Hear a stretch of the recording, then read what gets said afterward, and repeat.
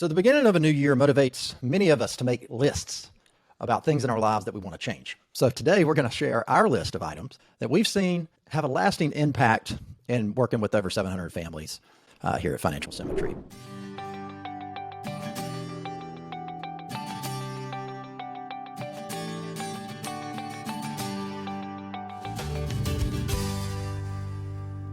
Happy 2023. Mike and Chad with you today on the Financial Symmetry Show. Glad to have you back for a new year. And today we're going to share an actionable plan with 12 tips that we've discussed in the past, probably in multiple episodes that we may reference throughout this episode, but it can help you double check your financial vitals, essentially, right? When you go to the doctor, that's an important aspect they tackle first when you're there. So it's good to go back and look at these 12 things, and you can make a mental checklist as we're running through here. Say, yeah, okay, I've done that. I need to work on that or double check that, because many times there's a gap, right, between knowing what you should do and actually implementing what you should do. So, Mike, do you want to go ahead and jump into that first one? Yeah, and welcome back, everyone, to 2023. I can't believe 2022 has already passed us. Hopefully these list of 12 items will help put your 2023 on the right path. The first one is pretty basic, but it's setting your financial goals. It's writing these down. I mean, it may sound simple, but writing things down have a much more powerful impact. This could be when you want to retire. What's your plans for paying for the kids for college? Are you saving money for a down payment on a house, or just want to increase your savings overall? It's important to write, set your goals and write these down to make yourself accountable.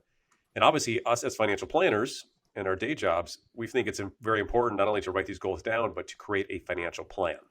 Because it's easy to write those things down, but how are you going to get there? And what the financial plan does, it kind of sets that roadmap from where you're at today and how you do achieve those goals in terms of, how much you need to save, or how long you need to work, or, a number of different factors that a financial plan will help explain or help provide you the peace of mind that you're on track to reach whatever those big goals are. Like I said, retirement, college, new house, anything else that I might have missed. And well as a financial plan helps you maybe missed opportunities. Like Chad mentioned, you go to the doctor to find out if your health, a financial plan will also help out with your financial health of anything you might be missing. And look, we know you're listening to a financial podcast and you may think, okay, guys, that's an obvious one.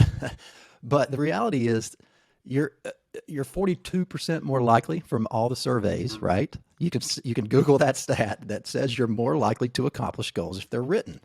And in our case, it would be digital, right? But you'd have a plan that you're following with targets. And many times the easy part can be setting the goal, but the hard part is the implementation. And that's where checking back in through the year to see how you're doing against those targets is the thing that can get dropped. So that's why we're putting that number one, important to check back through the year. Yeah, and I believe there's some kind of your confidence in your financial future is much higher if you have a financial plan. I think we'll put a link to a recent blog post we did on that as well. But just writing your goals down and having a plan is a great place to start in 2023. And then number two, this is one that often gets overlooked. It kind of is one of those kicking the can down the road things that you think once you've set it up, it's going to stay that way. But the reality is families change, circumstances change. So this is checking and updating your beneficiaries. And we actually have a link to a checklist on checking up on your beneficiaries that we can link in the show notes. But these are things like retirement accounts, your 401k, go through that in open enrollment many times every year. But you also have IRAs and all these scattered accounts. It's often when we're talking to clients for the first time and they're like, yeah, I've got a 401k over here. I've got a 401k from another job. And I've just never really, consolidated these things. And you may not have looked back in a while. You may not have even set up a beneficiary in the first place. We'll see that often too. So it's good to go back and double check those. Also life insurance policies. I mean, if you go through the life events, like unfortunately, like a divorce or a loss, a death in the family, then again, that's another time that emotionally can be very difficult to do, but vital to double check if you've got those changes in place. Great point, Chad. And question for you. So if you have, the next one is a will, but stepping back. So if you have a will, but you have one beneficiary, and then you have a retirement account, you have another beneficiary, where does the money go? Yeah, a lot of people don't kind of put these things together because they think the will is the most important, but often the beneficiaries supersede what's in the will. So the beneficiaries are super important to make sure that you have those designated. And it's not just your primary beneficiary. The second level, that contingent beneficiary, is another one that you want to double check in case something were to happen to you and your primary beneficiary at the same time. Good point. So obviously, if there's been a family life event like a divorce, or maybe you had a child or something like that, it's a great chance to look at those beneficiaries to make sure you have the right people selected. But the third thing on our list, keeping with kind of the beneficiary theme, is make sure you check your will and or your trust to make sure you're comfortable with the people you have selected. Now, that assumes you have a will and a trust in place. So if you don't have one of those in place, I think the first thing is to, in 2023, get estate documents, which are wills, and if your situations make sense, a trust. But if you do have those already in place, a lot of people we meet with, have their documents created 10, 15 years ago. They have it in a safety deposit box or somewhere in their house, and they probably haven't looked at it in 5 years. And the second they open it up, they look at it and say, wait, the executor, I don't talk to that person anymore, or they're no longer alive. I need to change that. Or the trustee or the guardian for my kids was a great idea at the time, but I don't really think they would be a good fit for my children today. So it's really important to kind of check those wills, and obviously trust, because trust would be important as well in terms of who the trustee is, the beneficiaries too, to make sure they're still in line with your wishes. If there are changes, you don't have to create a new will or a new trust. There's something called a codicil that you can, as kind of like an amendment to a will. And that is possible. So don't feel like you have to start over again. But I think it's important that you check that on at least a regular basis to make sure that the individuals selected are still who you want to assist with your loved ones. And typically the roadblock that we can see here is picking guardians. Sometimes for children, that could be a problem, or also just picking an executor, right? It's tough dealing with family members or trying to trust and decide on a friend or a family member. And many times people will think, oh, I just can't decide on that, so I need to give it more time. This is where go ahead and contact an estate attorney. They can help you in that conversation and maybe spur some thoughts on who might be best to fill that role for you. So don't let that be your stopping point. Number 4, moving to the next one here. This is one that I love. I love setting these kind of targets and trying to keep track of them through the year.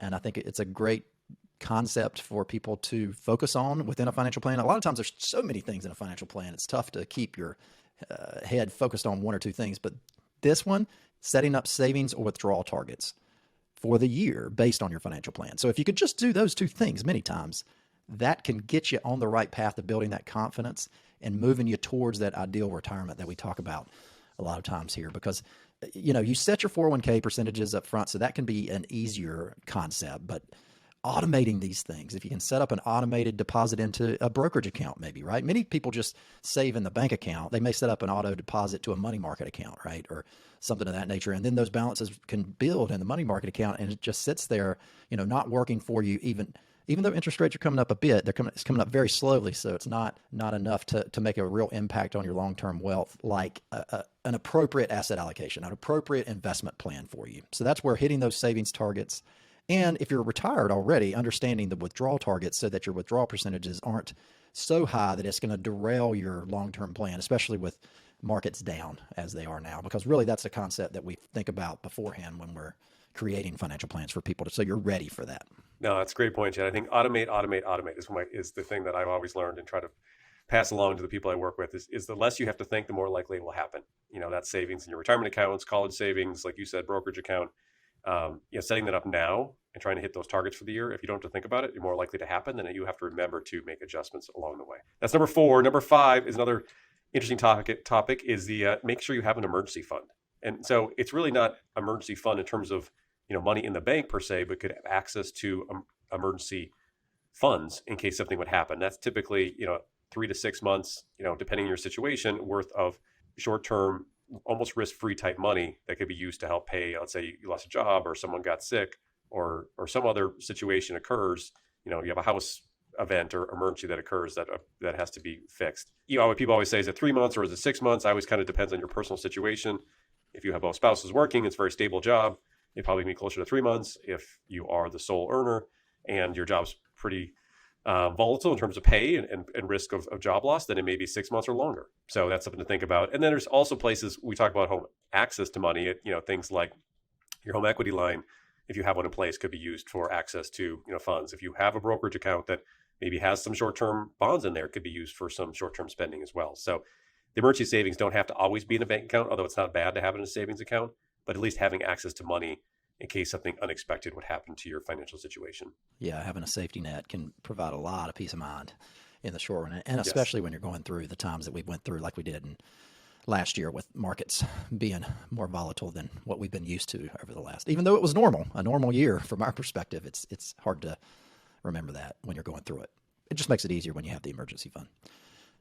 helps you sleep at night, knowing you have that money set aside in case something goes wrong, that it's there to help kind of support you in the short term. That's right. Moving along to number 6 here, and that's back on the savings theme again. It's really increasing your 401k contributions. And this is a thing that happens sometimes automatically for some plans, but it's good to take a second look, because we've just seen one of the biggest increases that we've seen in some time to your ability to make employee 401k contributions, the limit for that. So this coming year, it's going to be $22,500. And then if you're over 50, you get a nice little catch up there, and you can do up to $30,000 of pre-tax or Roth contributions into your 401k, 403b. And then you have some other options like simple IRAs, maybe if you're at a smaller company, SEP IRAs. But it's just a good idea to think about, am I maxing my potential there? You know, you often hear a financial advisor maybe ask you, are you maxing your 401k contributions? That's what it means, is getting all the way up to that max number of what the IRS says you can put into those accounts. Yeah, and if you just try to increase it by 1 or 2%, I think most people will be surprised that they still can handle their day-to-day living expenses. I think people always get scared, like, well, how am I going to pay for this or do for that? But the reality is, you're really not going to see a big difference if you increase your savings by a couple percent each year, and it's great for you long-term as well. The next one is kind of an advanced option. Let's say you're maxing out your 401k and kind of say, well, that's all I need to do. I'm good from there. But as we've done in previous podcasts, there's something which is much more popular in 401k accounts today, something called the after-tax 401k contribution option. So many don't realize that those limits that Chad talked about, $22,500, $7,500 if you're over 50, or $30,000 total if you're over 50, are really just for the pre-tax or Roth 401k contributions. The after-tax limit, including your pre-tax or your initial contributions plus employer, actual limit is actually $66,000 for those under 50 in 2023. So we have had a podcast called the Retirement Secret Weapon. It's also called the Mega Backdoor Roth. Obviously, it's probably a great opportunity to speak to one of a financial advisor such as Financial Symmetry and ask if it's a good fit for you, as well as not all plans offer it. It's something to consider if you feel like you're maxing out your 401k and not sure what to do next. It would be a great option to put additional dollars, which end up going into a Roth 401k account, which is a great place to be for long-term savings. Yeah, it's great to have more tax-free savings. And that's an opportunity that a lot of people that we first meet with aren't taking advantage of. And many times it's just because it's not still widely talked about, right? And it may be a little bit difficult to take advantage of sometimes, and going back in and making the change mid-year to do that once you've hit your max. So certainly something worth exploring. So moving to number 8 here, this is, again, another one where you think your tax planning could be done on December 31. Not so fast. That's a college game day reference for all you fans out there. So making your traditional IRA, Roth IRA, or HSA contributions, you have until tax time to do that, right? So it can be good to, as you're thinking through your limit, your income limits, because there are limits to some of that that you need to check in and or talk to your CPA about. But it could make great sense for you to look at that. Oftentimes, if you have a side business or a different business that you're dealing with outside of your normal working environment, and you have some income there, you could think about a SEP or solo 401k really was what you needed to handle by the end of the year. But a SEP IRA, you still have the option. Going forward, we have some changes in the new Secure Act that might help you on that solo 401k though, and we're going to do an episode on that in the coming weeks. So look forward to that. And then that health savings account, we'll link a podcast on that if you need more info on that, but that's becoming more and more common. And we'll get the question many times, I build up a good balance there now, and I'd really like to start using that for some of my health expenses while I'm working. But in reality, that's a great tax-free savings account that you can continue to let build through the years. So as much as you'll want to use some of that for those health expenses while you're working, it really can benefit you if you just leave that and let it grow tax-free, because you're going to be able to bank those medical expenses for the higher medical expenses you'll likely have in retirement. So the next one is number 9. If you're listening to this podcast, we hope this is not a problem for you, but it's really to pay down, high interest credit card debt that's not paid off in full every month. So hopefully that's not your case for anyone listening to this, but if it is, obviously that could be number 1, depending on your situation, what's most important. But interest rates on credit cards can average 20% plus for the year. So really your best investment can be paying this credit card off in full every month. Now, if you get a credit card where it said no interest for the first 6 or 12 months, that could be a different situation. But in general, we recommend paying off the credit card in full each month. And there could be other high interest debt as well that, I wouldn't say mortgage loans you bought or you obtained in 2020 are probably not the case, but other high interest debt could be a good option to pay off early as well. Yeah, the reality on this one is it takes management if you're going to deal with that short term, the low interest rates of the first 6 months or a year. And then it can creep up over time too, if you let this kind of sit behind the scenes, right? But because much of what we see is successful financial planning is avoiding the big mistakes, having high interest credit card debt and just kind of thinking, oh, it's okay. I can let it run for a couple months. A couple months turn into a year, a couple years sometimes, and you just don't realize how much it's eroding your long-term financial health there. So certainly something to double check. And one way you can do that is our next tip, right? Is checking your credit. I actually have a story on this one, some identity theft that happened to me a couple years ago, probably because I have a very common name, Chad Smith, right? It's not just the Red Hot Chili Peppers drummer. It's obviously someone else that wanted to steal my identity. And he or she bought some iPhones and ran it up on a Verizon account. I had some other credit cards started. So it's good to you get a free report each year from Equifax, TransUnion, and Experian. So you can double check that. We'll put a link to that in the show notes, but it's good to just do it once a year, run down that list, see if any new accounts are opened and any kind of fraudulent activities taking place there. And then the other option is Credit Karma, and there's online access to that. You can have an app that you can jump in and check your score and understand how many different accounts are open. So that's another way you can do that. Yeah, the last thing you want is surprise when you're buying a new car or you're buying a new house and you're expecting to get a loan and you find out that your credit score is much lower than you expected, and now all of a sudden the rate is much higher because you haven't been checking your credit.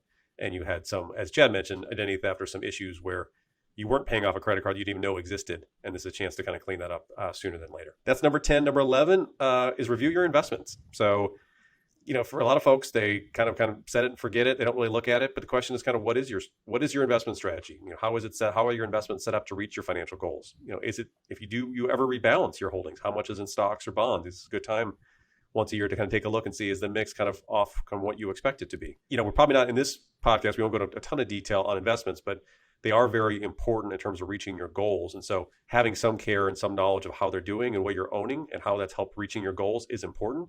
If you feel like you don't have a good knowledge of your investments, it's a great time to talk to a financial planner like Financial Symmetry. We'll also include a link in the show here to our investment strategy along with some of our results for the long term. Again, having a system there to understand when you need to rebalance, when you need to make changes, if things are out of line with the things that have changed in your life can make a huge difference to just give you the peace of mind and understanding, okay, I think things are still moving on the right track here. All right, and our last step here, number 12, it is to review your life insurance and disability insurance needs annually, really, right? Because again, things change as you're moving through life. You need, like, for example, did you have a child, right? If you're a young family, and that was one catalyst for me in my life as children came into the picture to understand what my life insurance need was at that point. But as you age, of course, your life insurance needs could decrease, right? So it's understanding the policies you have. Does it make sense? When premiums might rise if they're not locked in, when you might lose that insurance if it's term insurance. And then also, if you're a single income family in particular, or you have a very specialized job, what is the impact of disability on that income and how might that impact your family? Again, pretty low odds a lot of times on disability, but there's curveballs that happen in life all the time. And it could be a major impact. So it's worth looking into. Many employers offer some form of short-term and long-term disability. So it's just important to make sure that you're covered there when you're going through that open enrollment. But many times you just checking boxes, right, when you're going through that to get through it faster, and you're not evaluating the amounts. Are the amounts okay? Are they still accurate? Am I paying too much for those? So that's what we're talking about with this step. No, that's great. I see a lot of folks that are near retirement and they still have a large life insurance policy and they're paying a substantial amount on an annual basis, and the kids maybe are out on their own, support themselves, and they're kind of saying, well, maybe you don't need that large life insurance policy anymore. You have, a decent amount saved for retirement. The kids don't need your support anymore. So those are kind of things that it's not only you might need more, but sometimes you don't need the policy you have anymore as well. So it's a great opportunity to kind of evaluate that. And once again, if you don't feel like you understand the choices correctly, it's a great time to reach out to a fee-only financial planner like Financial Symmetry to help you with those decisions. So there you have it. 12 tips to take the pulse of your financial life this January as you move forward in the year. And this is one of the key goals that we have here at Financial Symmetry. We believe that having a real financial plan, a written financial plan with annual saving, spending targets, ongoing tax reviews, estate reviews from a team, right, of an advisor, CPAs, and an estate planning attorney every once in a while can really set you on that path to take advantage of and move you towards reaching that ideal retirement that you often might dream about when you're on vacations with your family. But the accountability that comes from a team like that can be invaluable to change your family's journey of wealth building. So it's something we're passionate about, and I hope that it can make a difference in your life for many years to come. If you have other questions or show topics you'd like to hear about, we're happy to answer those.